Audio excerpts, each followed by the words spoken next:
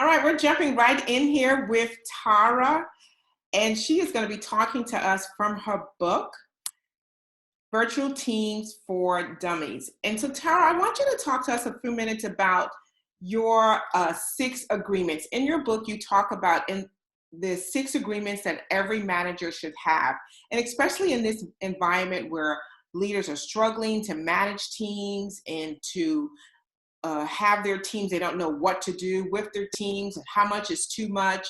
So kind of talk to us about some of the things that really teams should be focusing on, especially considering the fact that most of our audience are HR leaders. And so what could we tell them and how they can support the women in their organization who could either be caregivers or these women who are also feeling even isolated because now all of a sudden they're working from home and it's kind of not what they signed up for in the beginning. Mm-hmm. So these 6 agreements are really conversations that teams need to have, even if partial members are working virtually, right? This is important regardless of the number of people working virtually. And the reason it's important is because it establishes some ground rules for how we work in a virtual environment. And even though a lot of these, make sense, a lot of teams aren't having these conversations when they are working remotely or going remote, or people are part-time remote. And it can potentially cause a lot of disconnection, disengagement, loneliness. People leave their jobs, right? If they're not happy and they don't feel connected. Yeah. So these agreements really set up some ground rules that are really important for virtual teams to operate effectively. So the 6 agreements and that, I have found based on my research and working virtually myself for 10 years and working with virtual teams are technology, communication, connection, conflict, meetings, and availability. And so I can go into each of those just a little bit. I would love to hear. Yeah, I would love to hear about it. And I love the fact you said that they're conversations, that they're not something that a team leader or a supervisor would just hand someone and say, these are the 6 things, that these are conversations that they're having. So let's go ahead and kick it off. Yeah, thank you. These have to be done collaboratively. So they have to, right? Because it's a team agreement. It's not the leader telling the team, here's what we agree to. That's not going to really hold up, basically. So that technology agreement is very simply, what is the technology that we have to stay connected, to do our work, to update each other on progress, and how do we agree to use it and for what purpose? So one of the issues that virtual teams face is this feeling of overwhelm. I'm working all the time. One of the reasons that happens is because we have not agreed how we use technology, what the purpose of our technology is, and that we're all using it the same way. So if I missed a meeting, for example, and it was a really important meeting with a lot of decisions made, and we haven't agreed to where do we put meeting summaries and decisions that were made, where are we, where's our container for that? I could spend a half an hour trying to find the information that I missed, right? So it creates a lot of inefficiencies and frustration if we don't have a technology agreement in place. And I think with that also, I love that, because what a person normally does when you miss a meeting, you just kind of step by the person's desk next to you and say, hey, so what happened in the meeting? But we don't feel so compelled to pick up the phone or send someone an instant chat and say, hey, I missed that meeting, what's going on? So it's great to have that central place where they can go ahead and get that information. That's really true. And then especially with the time zones. Yes, and written information like meeting summaries, decision-making, guidelines is way more important and valuable in a virtual environment than it ever was in the office. So it actually, my hope is we're going to see an up-leveling of people's written communication skills, which I believe have kind of, maybe gone by the wayside a little bit. So hopefully that will be a good outcome. The second agreement, and this is an important one, is really around communication. And there's 2 aspects. One, how are we communicating externally, meaning outside of the team? Who are our stakeholders? What information do they need to know from us? How are we communicating it? So what's the method that we're using? Is it through a newsletter, an email? Are we having virtual conferences with this particular stakeholder group? And who is responsible? So that's really important. We have clarity around that. But more importantly is our internal communication agreement. And one of the things that I have seen working with a lot of teams is that they get in the habit of using a particular technology like IMing, texting, or chat. And that becomes their go-to communication tool. And they don't actually shift using that tool based on the situation, the emotional content of the communication, the importance of the communication. So I always tell teams they need to think about two questions. Actually three. What is the risk of misunderstanding? So maybe I'm sending information that's highly technical. There's a lot of it. I'm sending it to someone who's new and may not understand the lingo. What is the risk to the relationship? So have I had conflict with this person in the past? And if I send this via text, they may make some poor assumptions, right? They may not understand. I've typed many of things and typed in paragraph without tone. Yes. So they're not going to understand the intention of my message. So the risk to the relationship is high. And then what is the level of importance, right? Like, how important is it that this message is clearly understood, the intention is understood, the energy behind it is understood? When all of those things are high, we have to choose more personal connection like this, right? We have to see each other. We have to pick up the phone.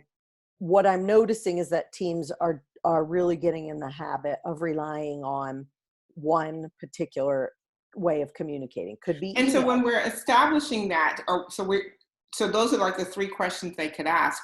Could we also think about it in terms of, priorities or sensitivity of information? Because a lot of, some of the organizations are really dealing with some classified information. They're dealing with HIPAA information. Yes. And so a lot of that has to also go in consideration when people are talking about teams. But what about when we're talking about different communication styles, right? So we're talking about, and especially when we're talking about, in gender, and so we're having different communication styles, how would they kind of come up? What kind of questions should they ask themselves?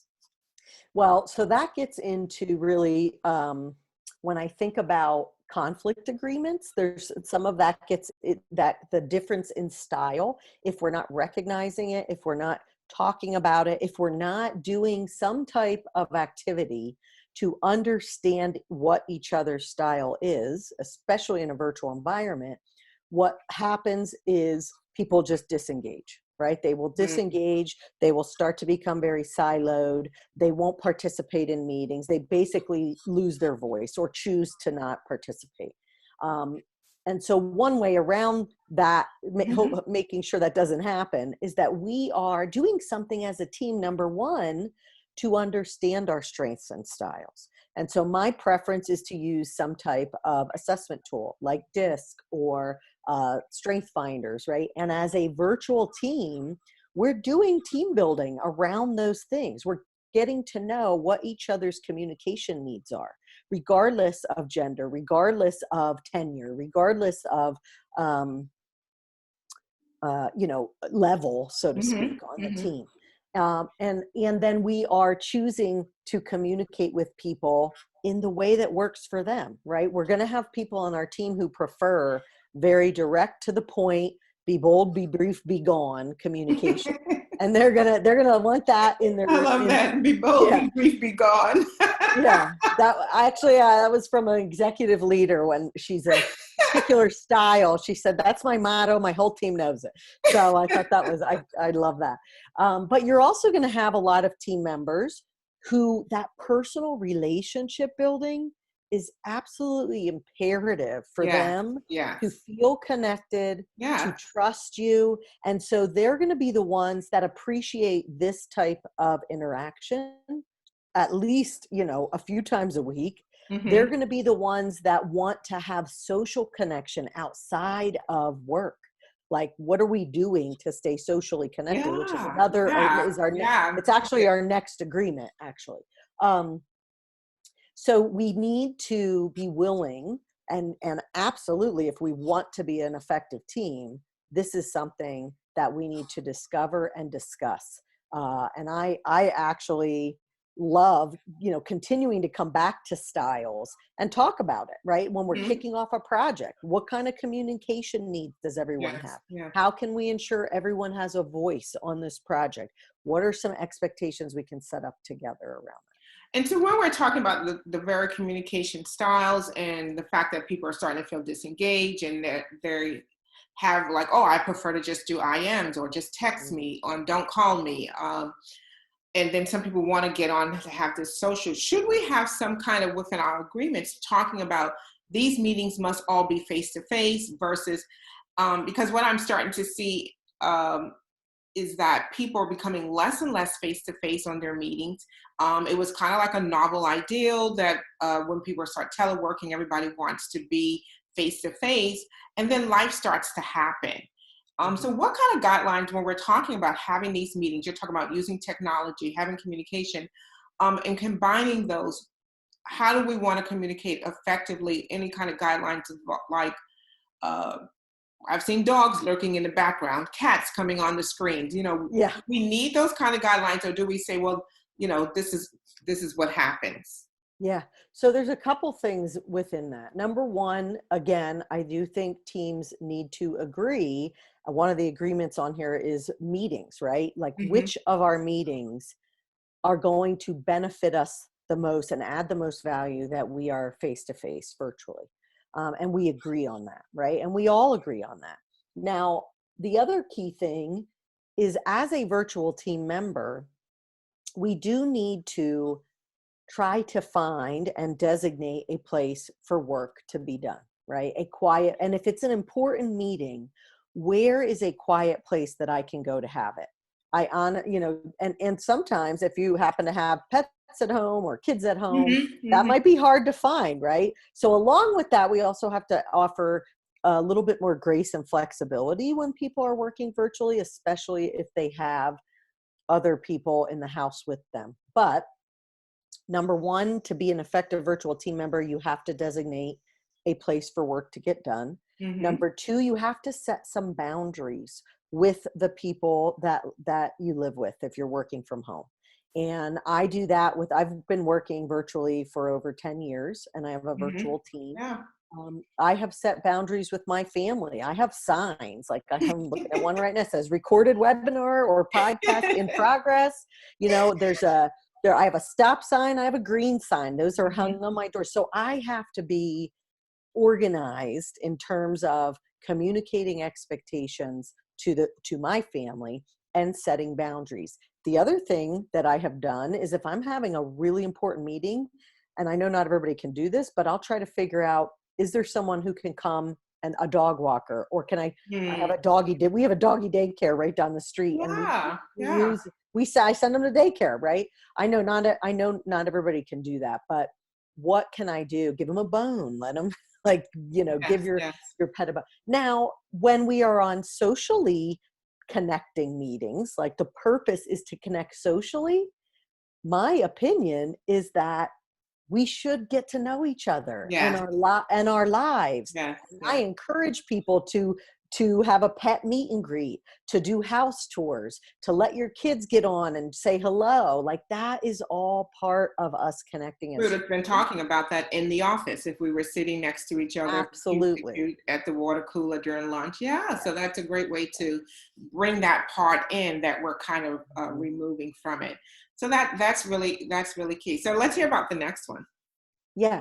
So the next agreement is the social connection agreement. So obviously we want to have meetings where we are not talking about work. We're connecting socially. And I have had I would say the pleasure of working with hundreds of virtual teams and being on these kind of podcasts or webinars and really hearing some of the most innovative ways that teams are socially connecting. So I'll give you a couple of my favorite examples.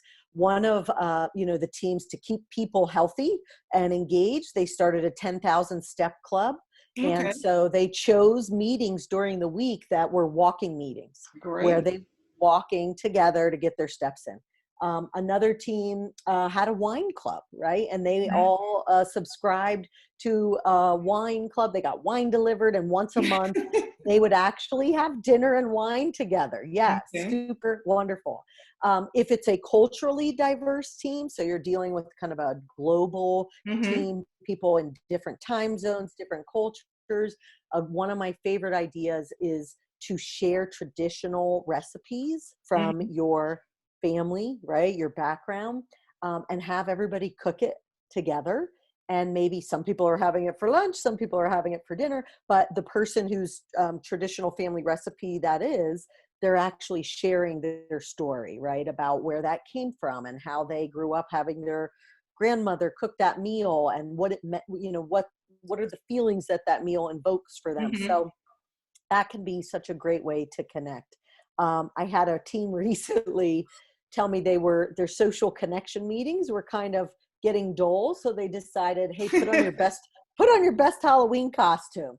That was fun. And Yeah, that's true because I think even with those meetings, you need an agenda. you Otherwise, do, it just, right? you can't just say it's a social meeting, everybody just Yeah, gets on, and they still need to have an agenda, a goal where we're going, some connection, yep, some similarities, what we're going to be talking about. So that's really key because either yeah. that will be something that people will start They won't to see attend. less and less attendance on. That's Yeah. right. Yeah. Yeah, I just attended a social connection meeting with colleagues, and we had 3 questions, right, that were sent out. What have you been happy about that happened this week? What have you been struggling with? And is there any support you need? I think those were the 3 I love questions. that. Yeah. Yeah, it was really, really helpful. So you can use table topics. You can, I've had teams do virtual escape rooms together. You can do team building Wow, activities. interesting. Yeah, I didn't even know that yeah, was possible. Interesting. yeah, So yeah, that's very still cool. having the team in their building. Yeah, that's great. That's great. Yeah. But Wow. here's the thing I want to say about social connection. Mm-hmm. There is so much data and research on the loneliness epidemic in the Yes. world and at Yes. work. And I'm actually doing my own research on that and doing a keynote on it. Um, Social connection is the most important thing that you need to prioritize in a virtual remote work environment. If we put that low on the priority list, you are going to very quickly see people that feel not valued. They Wow. don't feel like their contributions matter. And eventually, the survey data shows us they will leave, and they will be they're going to be suffering from loneliness. Hmm. So it is so important that we prioritize this. And if you are a manager that you're like, I don't really need to socially connect, I'm good, then you're doing your team a disservice. I mean, Yeah, this, and I've been on some calls where people had started to socially connect, and then you have someone and say, "Hey, we have a lot of things that's on the agenda. We need to, you know," and not realizing that perhaps maybe they're not interested, but the other 5 or 6 people needed that connection. yes. Because that isolation is real. And I start to Mhm. think about how many people are actually living alone, or how many Yes, people are living with someone, but still living alone. right. I agree. Yes, You can be absolutely. still in a We whole don't house, know. right, with Yeah, people. we Yeah. don't know. And the And loneliness. and I think about mothers with small children. They're Yes, looking forward for that connection of adult conversation yes, where they were getting in the absolutely. office. So that's really important. Great. So what else do you have for us? Yeah. So the next agreement, and I think this is also a super important one, not always easy to address, but in the long term is going to set your virtual team up for success, and that's conflict. Hmm. So the very simple exercise that I encourage all teams to do is answer the question, what is acceptable and what is unacceptable, dealing with conflict with each other in this virtual environment. And what most likely you will see teams come up with is it's unacceptable to not speak up, right? It's Hmm. unacceptable to, if you're upset or frustrated or don't agree, it is unacceptable not to have a conversation about it. That's so important. And Yeah. so when dealing with this conflict, are there some keys around how people should deal with it? Because Yeah. what we see, in an environment where everyone's in the office, maybe someone can go over to that person and kind of diffuse that conversation, or if people add fire to it, they keep talking about it when they left. So how do they manage it on a virtual environment? Yeah.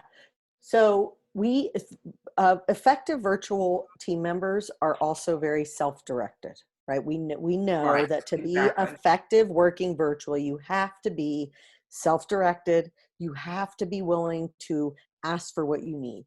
And so one of the things that I think super important in a virtual environment is that we always assume positive intent, Mm. because going back to our um, the idea of people not knowing how to write emails effectively or Yes. convey emotion Yes. effectively, we can assume all kinds of negative intentions by reading an email or looking at a text. And in a virtual environment, we have to pause, assume positive intent, figure out what clarity is needed here, what is confusing, Mm-hmm. what am I feeling or sensing when I read this, and what do I need to do to get more clarity. So that idea of being self-directed, to actually reach out to that person and say, hey, when I read this, this is what happened for me. I don't know that that's true, or that was your intention. Can we Yes. talk about it? Right? We have to do that, because if we don't, conflict in a virtual environment, it's insidious. That's the word I like to Yeah, use. and in any environment, it just festers and it festers, Oh, and people. I mean, we can see someone face to face, and we see that they passed us in the hallway and didn't greet us, or we can see their facial expressions every time we say something or when they see us coming. But in a virtual environment, we don't realize that that person is sitting there seething and angry, see, and yeah, and then yes, have all this bitterness and yeah. that's just kind of stewing with them. So what would you say? What should we have some training for our staff on these areas before we even think about doing virtual? Because we talked about in the very beginning that these agreements are a conversation, but should we also have some conversations where, or some training, something like how do people get good at doing this? Resolving Yeah. conflicts. Well, yes. Of course, we do training. That's what we do with teams. So that can be really helpful. But I have seen, here's what I would say is that there is a maturity level of Okay. virtual teams. So Mm. some teams have been doing this for a really long time. Some companies that I work with have been 100% virtual from the beginning.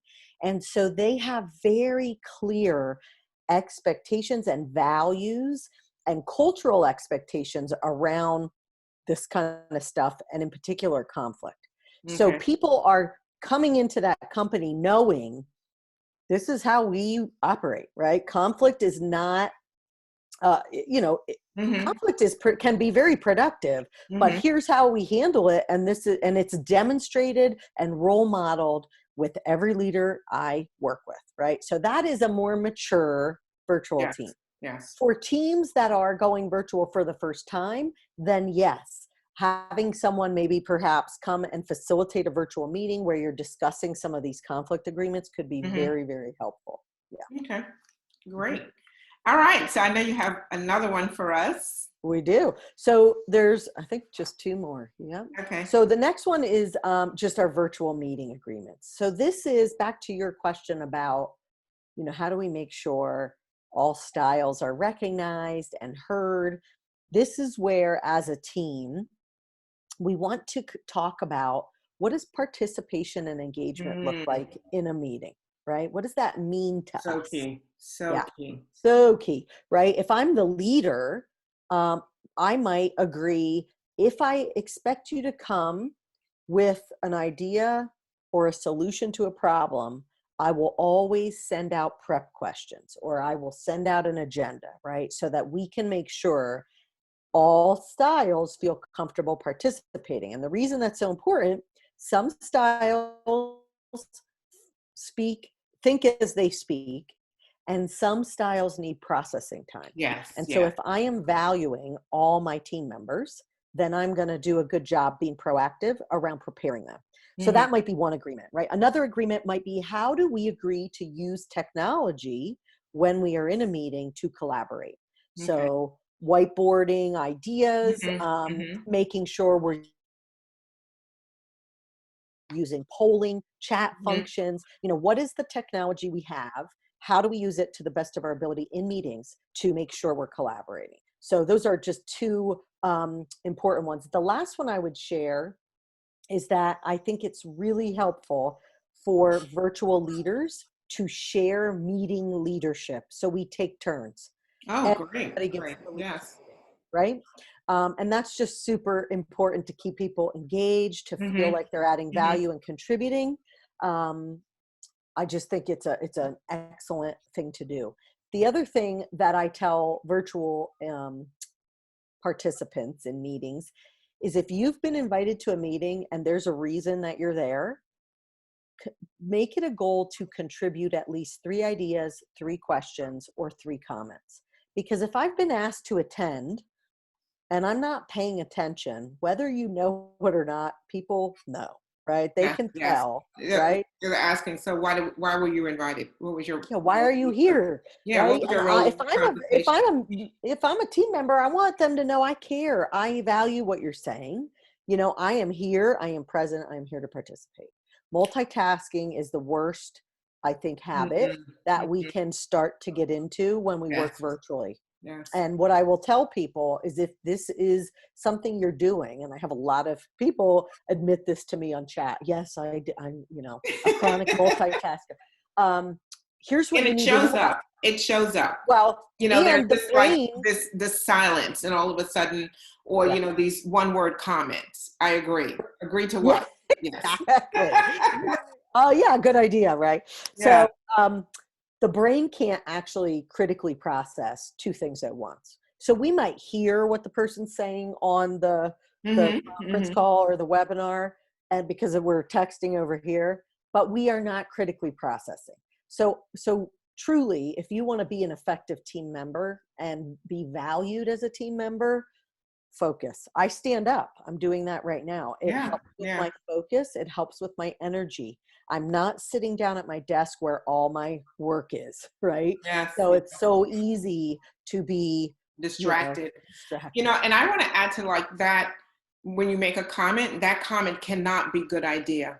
I agree. It has to, it can't just be like these one-word comments that we just heard your voice, but it has to be a contribution. So no, not just a comment, you have to make a contribution. And your question cannot be just asking someone to rephrase or to repeat. It has to be a question, so it's more like, you have to be contributing. And one of the things I really get concerned with the virtual environment, especially for people who are looking to move up in their careers, how do they stay relevant? How do they stay, at the top of the mind of their managers or the supervisors? I mean, especially people who are already in talent development programs or whatever, who are looking for the next step. How do they stay relevant? Is it through the communication? Is it through the meetings? Where would they? Yeah, it's all of it. I mean, I think it's all of it, right? You show up with ideas, you show up ready to contribute. You pay attention to trends that are happening in your industry. You read a lot, so that you're bringing value and some thought leadership to the team. Okay. When there's a project kicking off and they need an extra hand, you volunteer. You try to learn different technology, right? You encourage the team. You decide, hey, I found this great technology we might be able to use. I'd love to show everybody, right? So you're contributing, and you're constantly looking for ways to contribute value. Okay. To me, that is how you stay relevant. Great. So I know you have another one for us. Yep, this is our last one, and that is availability. So this is probably the most painful for people right now. What I'm hearing from the people I work with is there is this unspoken expectation that when I work from home, I have to be on all the time. Wow. Mm-hmm. Right. Yeah. And it is unreasonable, right? It's Yeah. totally unreasonable. And a lot of this can stem from managers that Mm-hmm. are very uncomfortable. They haven't figured out how to make that mindset shift to a virtual environment where they can't see people doing the work. I wrote a But they're blog really post. doing the work. Yeah. So I wrote a blog post one time. If a tree falls in the forest and no one's there to hear it, did it actually make a sound? That's It's correct. very similar to Yes. if I can't see my employee doing work, Are are they they really, actually, really working? are they getting anything Did you done? get your deliverable done? Right. And so, it is one of the biggest shifts that needs to be made is that we base performance on the quality of the work, Mm-hmm. not Mm-hmm. the quantity. That is the only way that you can survive in a virtual I environment. want you to speak a little bit more to that because, we're HR leaders and we're responsible for the performance management system. And so when people are trying to assess people or assess their performance, evaluate their performance, what kind of things should they think about? So availability is off the table. So it's not time and seat, which Mm-mm. I know women are like, yes, finally, it's not time and seat that I'm going to Yeah. be measured by. I'm actually going to be measured by my work. So what kind of things could they have within the availability category? What could we do and how can we manage people's performance? Well, so two things I want to say about that. Within the availability category, the other things that we do need to agree on is core work hours. Mm-hmm. And those I've been seeing them be used two ways. One is core work hours are established by the team and agreed to by the team. And that is when we allow people to get actual focused work done. What is a bad habit is that people are just in back to back to back to back virtual meetings, and there is no time for them to get work done. So core hours can be, this is when we actually allow people focused work time and we don't plan meetings, So no or meetings during core hours. that's one way, Mm-hmm. or we've agreed, between 11 and 1 Eastern, that is the time when the majority of the team is available to meet, and that's when we have our meetings, right? So Okay. you can use it either way. But Okay. the important thing about availability is that we agree what that looks like. So there's one way to measure, that's a tiny way to measure performance, is am I showing up for the Mm-hmm. team meetings that we've agreed to? But the big thing outside of availability that we're talking about here is clarity. And leaders in a virtual environment must step up early and often and provide and agree to clarity of expectations, clarity of deliverables, and clarity of what success will look like. And then let go. Let your employee go do the work, right? And I guess, and that's with even before you go to a Yes. virtual environment, if we were not given clear expectations of our work, of our performance, and what was expected of us, that same vagueness and ambiguity is going to carry right into the virtual environment. We need to already been able to give people, the good old SMART targets. We've been able to assess people and give them real feedback. And if we weren't doing that before, it's going to be even more difficult for us in the virtual environment. So that is super, super key. I love that one.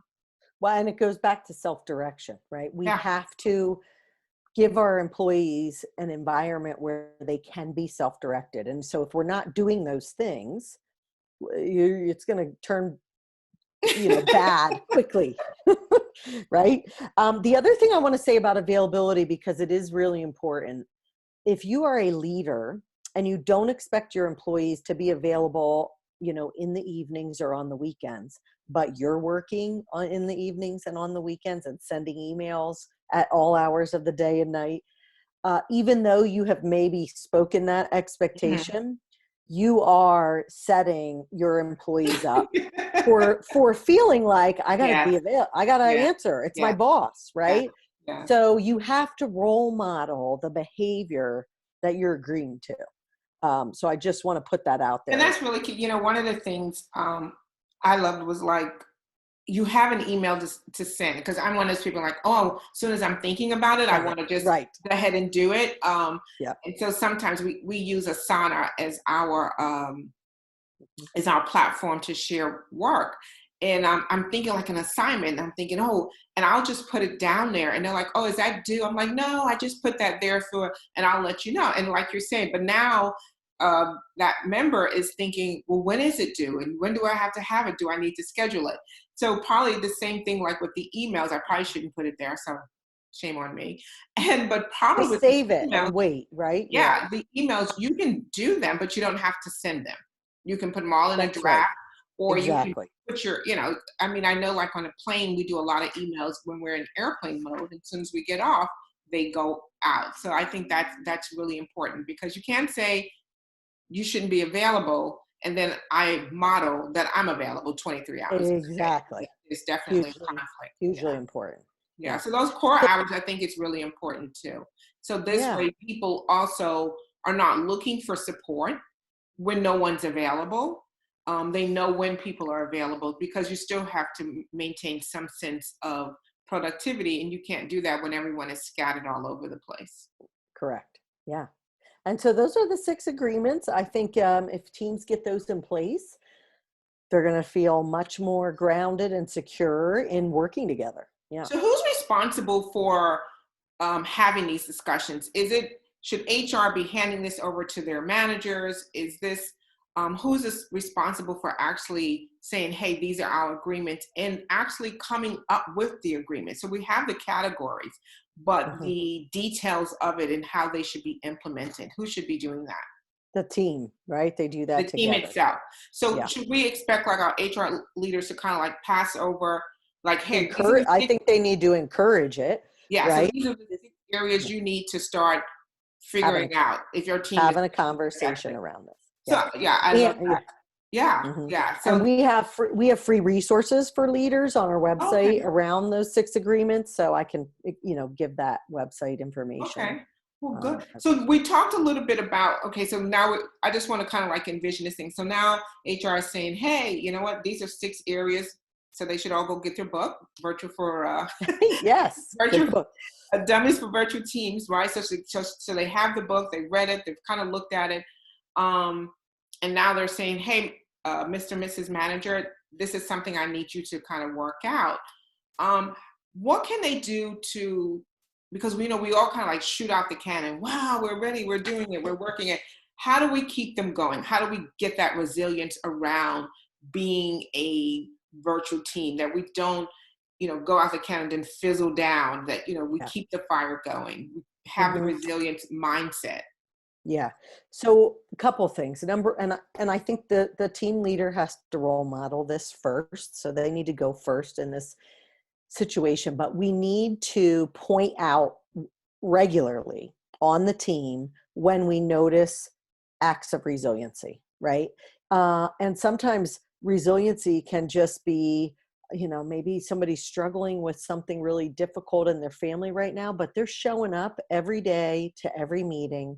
They're getting their work done. That is amazing, right? That they're able to do that. So pointing that out, so noticing resiliency and talking about it is number one. Asking the team to actually recognize people that have been resilient and what Mhm. did that look like is number two, right? So the first thing is creating this habit on our team of actually acknowledging and recognizing when we see resiliency happening. So Mhm. that's the first thing. The second thing is we have to help people understand, and we can do this as team members or team leaders, that we all have what I call resiliency reserves. We do. We as a Mhm. species are resilient, right? I Yeah. can't, the fact that we're sitting here having this conversation Yes. is we have been Yeah. resilient. Yeah. Yeah. So there, it's important when you notice team members are struggling, morale's down, maybe they just are disconnecting, that we actually ask some questions to help remind people of their resiliency reserves. And they're very simple. One might be, hey, let's say the team has had a customer, they just lost a big customer Mhm. Mhm. and everybody's morale's in the toilet. People are worried about layoffs, right? This can happen. So perhaps someone on the team says, let's talk about when we faced a challenge like this, similar in the past. How did we support each other? What were some of the support systems we set up? So that's the first thing, is identifying your support systems. The second is, what strategies did we use as a team to not stay stuck in the negative and actually move forward when we faced that situation? And that's helping team members recognize their executive functioning skills, right? What did they do to actually kind of regroup and move forward? The third thing I like to talk about is, what wisdom and insights did we share with each other? Maybe we read a book, maybe we watched some inspirational videos, maybe we had the CEO come and give everybody a pep talk. What were some of the wisdoms and insights that we used to bounce back from that difficulty? And that's about identifying resources. And then the last question is, what did we learn about ourselves when we faced that situation? So how did we grow? And that's really identifying the strengths and skills that come out of every difficult situation, which we know happens. So for me, as a team, we need to be talking about those things. Sometimes it's at a team level, sometimes it's at an individual level, but we have to acknowledge resiliency when it's happening and ask good questions to recognize we have done we've been here, done this before. We can get through it. Yeah. It's not the end of the world. Well, right. Thank you so much, Tara. This is just such great information.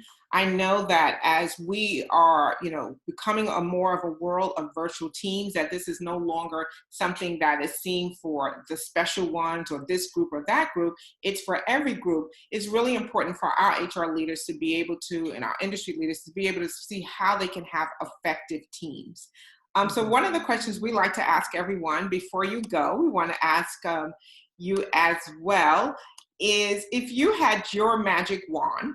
So we have now handed over to you the HR magic wand. And what's one of the policies that you would look to change so this way we would see better gender diversity within our organizations? Yeah, it's one I already mentioned, which is basing performance on quality, not quantity. Yes. Right? Yeah. I mean, maybe time and seat. That's it. That, to me, that is the number one policy when you're moving into a virtual environment. For sure. Yeah. And okay. And so our other question we love to ask is, what will be your hashtag for gender diversity in the workplace? Yeah, and I would say, because I'm so focused on connection, our whole company is based on creating a culture of connection, whether you're virtual or in the office. And so I would say hashtag human connection. That would be definitely. And that is so true, because we still see that we are still we're still, even in this environment of, of us all going offline, we got online, right? So we didn't get, we were face to face, and now, but we're still finding ways to go face to face. We miss that human connection. It's just such a very critical thing. Well, thank you again so much. You're welcome. And so one of the ways you guys can reach out to her is you got to get the book, Virtual Teams for Dummies, or Dummies for Virtual Teams. Nope, you had it right the first time, Virtual Teams. Okay, Virtual Teams for Dummies. And what is another way that they can reach out to you? Yeah, so those free resources I was talking about earlier are on our website, and that is powers with a P, resourcecenter.com. And so you'll see we have a whole section on remote teams. I upload videos, infographics. The 6 agreements are out there for download. Great. Yep. So people can go out to powersresourcecenter.com and find our remote team section, and there's lots of great resources for you and your teams out there. Well, good. And we're going to put all those links right in the show notes so everybody can get them. So if you didn't get them perfect, they'll be in the show notes. Thank you so much.